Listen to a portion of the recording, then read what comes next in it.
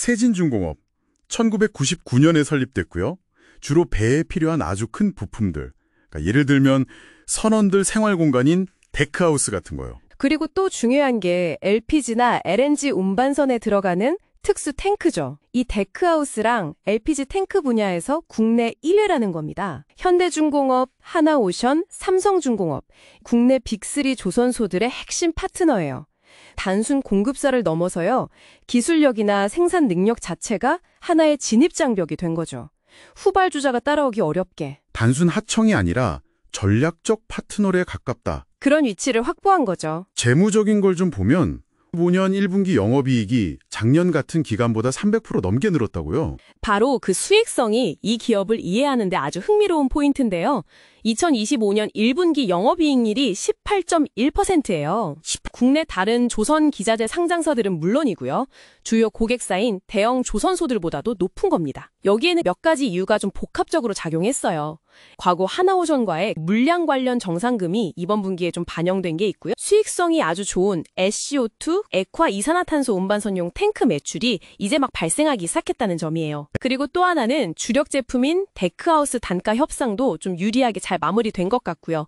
이런 것들이 복합된 결과입니다. 단순히 물량만 늘린 게 아니라 질적인 부가가치가 높은 제품 중심으로 사업 구조가 좀 바뀌고 있다. 이렇게 봐도 될까요? 특히 그 친환경 선박용 특수 탱크 같은 부분이죠.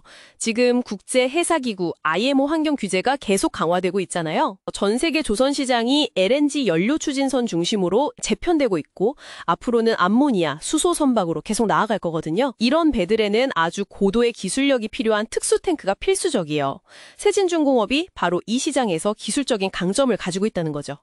그래서 조선업 경기 변동에 좀 덜 민감해지고 구조적인 성장을 기대할 수 있다. 이런 평가가 나오는 거군요. 과거에는 조선업 사이클에 따라서 실적이 크게 오르내렸다면 이제는 좀 달라지고 있다는 거죠. 친환경이라는 큰 흐름을 탄 거예요. 근데 여기에 더해서 신사업도 하고 있다고요? 해상풍력 쪽에도 진출했다는 내용이 있던데요? 원래 해양 플랜트 설비 기술이 있었거든요. 이걸 바탕으로 해서 부유식 해상풍력 발전 사업, 그러니까 바다에 띄우는 풍력 발전기 구조물 사업에도 참여하면서 사업 다각화를 하고 있습니다. 미래 에너지 쪽으로도 발을 뻗는 거네요. 장기적인 성장 동력을 찾는 거죠. 그리고 또 정보 정책도 좀 도움이 될 수 있어요. 조선 기자재 국산화 정책 같은 거요. 핵심 기자재를 국내에서 만드는 선두 기업이니까 이런 정책적인 수혜도 기대해 볼 수 있는 환경입니다. 핵심 부품 시장에서는 이미 국내 1위 리더고 친환경이라는 거대한 트렌드의 수혜를 받고 있고 해상풍력 같은 신사업으로 확장도 하고 있다.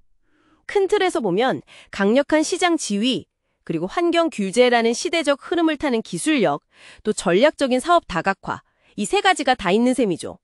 2025년 예상 실적 기준으로 PER, 주가 수익 비율이 한 12.4배 수준? 12점. 동종업계 다른 기업들에 비하면 여전히 좀 저평가된 거 아니냐, 이런 분석이 많더라고요. 중요한 건 이 기업이 더 이상 단순한 경기 순환주가 아니라 구조적인 성장 기업으로 바뀌고 있다는 점, 이 점을 시장이 어떻게 받아들일지가 관건이겠죠.